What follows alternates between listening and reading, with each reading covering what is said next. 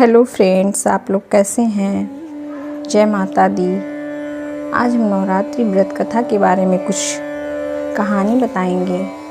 नवरात्रि के व्रत को करने से पूर्व इस कल्याणकारी पर्व उत्सव की पवित्र कथा को जाना जाए। इस पर्व से संबंधित कथाएं प्रचलन में ही प्रस्तुत हैं। प्रमुख कथा है। पहली कथा के बारे में हम बताएंगे।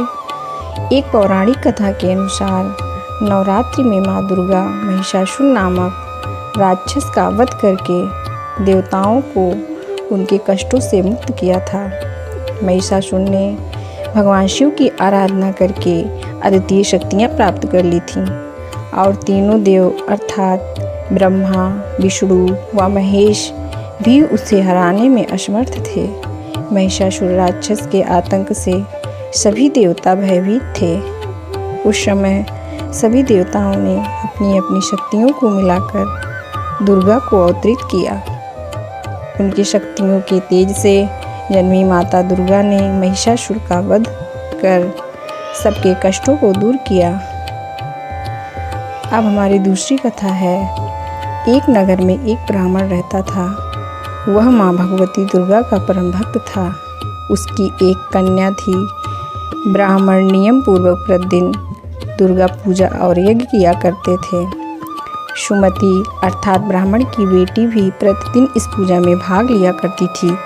एक दिन सुमति खेलने में व्यस्त हो गई, जिसके कारण वह भगवती की पूजा में शामिल नहीं हो सकी।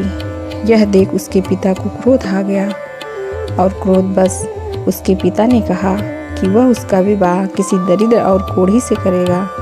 पिता की बातें सुनकर बेटी को बहुत दुख हुआ और उसने पिता के द्वारा क्रोध में कही बातों को सहर्ष स्वीकार कर लिया। कई बार प्रयास करने पर भी भाग्य का लिखा नहीं बदलता है। अपनी बात के अनुसार उसके पिता ने अपनी कन्या का विवाह एक कोढ़ी के साथ कर दिया। सुमति अपने पति के साथ विवाह कर चली गई। उसके पति का घर न होने के कारण उसे वन में घास के आसन पर रात बड़े कष्ट से बितानी पड़ी। गरीब कन्या की यह दशा देखकर माता भगवती उसके द्वारा पिछली जन्म में की गई उसके पुण्य प्रभाव से प्रकट हुई और सुमति से बोली, हे कन्या, मैं तुम पर प्रसन्न हूँ। मैं तुम्हें कुछ देना चाहती हूँ। मांगो, क्या मांगती हो। इस पर सुमति ने उनसे पूछा कि आप मेरी किस बात से प्रसन्न हैं। कन्या की यह बात सुनकर देवी कहने लगी, मैं तुम पर पूर्व जन्म के तुम्हारे पुण्य के प्रभाव से प्रसन्न हूँ। तुम पूर्व जन्म में भील की पतिव्रता स्त्री थी। एक दिन तुम्हारे पति भील द्वारा चोरी करने के कारण तुम दोनों को सिपाहियों ने पकड़कर जेल खाने में कैद कर दिया।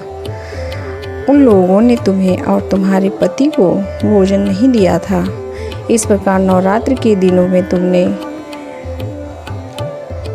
कुछ खाया और ना ही जल पिया।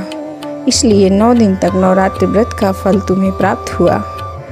हे ब्राह्मणी, उन दिनों अनजाने में जो व्रत हुआ, उस व्रत के प्रभाव से मैं प्रसन्न होकर आज तुम्हें मनोवांछित वरदान दे रही हूँ। कन्या बोली, अगर आप मुझ पर प्रसन्न हैं तो कृपा करके मेरे पति का कोढ़ दूर कीजिए। माता ने कन्या की यह इच्छा शीघ्र पूरी कर दी। उसके पति का शरीर माता भगवती की कृपा से रोगहीन हो गया। अब हमारी तीसरी कथा इस प्रकार है। रामायण के एक प्रसंग के अनुसार भगवान श्री राम, लक्ष्मण, हनुमान और समस्त वानर सेना द्वारा अश्विन शुक्ल प्रतिपदा से नवमी तक 9 दिनों तक माता शक्ति की उपासना कर 10वीं तिथि को लंका पर आक्रमण प्राप्त किया था। इस तरह नवरात्रों में माता दुर्गा की पूजा करने की प्रथा के पीछे कई कथाएं प्रचलित हैं, जिसके बाद से ही नवरात्रि का पर्व आरंभ हुआ और माता दुर्गा की पूजा होने लगी। जय माता दी दोस्तों।